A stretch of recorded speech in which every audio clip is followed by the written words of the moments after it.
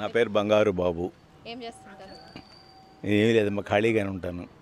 అది పిల్లలు సెటిల్ అయిపోయారు. గవర్నమెంట్ బాగుందా? మళ్ళీ గవర్నమెంట్ మారితే బాగుంటుంది. అసలు గవర్నమెంట్ ఉంటేగా బాగుందా అని అడగడానికి మీరు. అసలు గవర్నమెంట్ లేదు. ఈ 5 సంవత్సరాలలో ఒక్క పని చేస్తే గవర్నమెంట్ ఈ పని చేసింది అని చెప్పొచ్చు. రాజధాని పైన మీ అభిప్రాయం? రాజధాని ఎంతో దూరదృష్టితోటి రాష్ట్రానికి మధ్యలో ఉండాలని అందరి అభిప్రాయాలు తీసుకొని స్థాపించడం జరిగింది. ఇంకా ఎక్కడ పెట్టినా కూడా ఇదివరకు ఏ విధంగా హైదరాబాద్ మనం ఆ విధంగా పరిగెత్తాలు వచ్చేది. ఇప్పుడు ఆ విధంగా లేకుండా కరెక్ట్గా సెంటర్లో పెట్టారు, అందరికీ అనుకూలమైనటువంటి రాజధాని అది. పెమ్మసాని చంద్రశేఖర్ గారి పైన మీ అభిప్రాయం?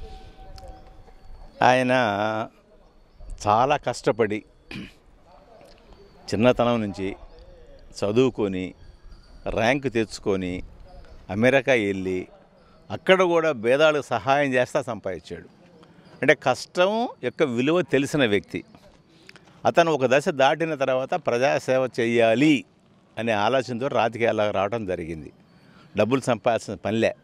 భార్య భర్త ఇద్దరు మాట్లాడుతున్నారు. ఎంత చక్కగా మాట్లాడుతున్నారంటే అంత చక్కగా మాట్లాడుతున్నారు. వాళ్ళు ఏం చేయదలుచుకుంటున్నారో చెప్తున్నారు. ఈ గుంటూరు నియోజకవర్గానికి ఇక ముందు మంచి భవిష్యత్తు ఉంటుంది అని పూర్తిగా నమ్ముతున్నాం. ఎంత మెజారిటీ ఎక్స్పెక్ట్ చేస్తున్నారు? కనీసం 4 లక్షల మెజారిటీ వస్తాను అనుకుంటున్నాను నేను. 4 లక్షలు. శ్రీనివాసరావు, ఈ ప్రభుత్వం పోతే చంద్రబాబు వస్తే రాష్ట్రం బాగుపడుద్ది. చంద్రబాబు అనేది విజనరీ, ఎప్పుడు నుంచో ఆయన అదే విజన్లో ఉన్నాడు కదా, ఆయన బాగు చేస్తాడు అంతే. ఈ ప్రభుత్వం ఎందుకు పనికిరాదు.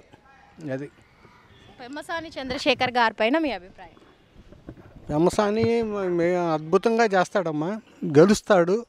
పెమ్మసాని కానీ గల్లా మాధవి గారు కానీ కంపల్సరీ గెలుస్తారు. అది ఇప్పుడు ఈ ప్రభుత్వం ఉంటే రాజధాని అనేది ఉండదు. ప్రభుత్వం మారితేనే రాజధాని అనేది వస్తుంది.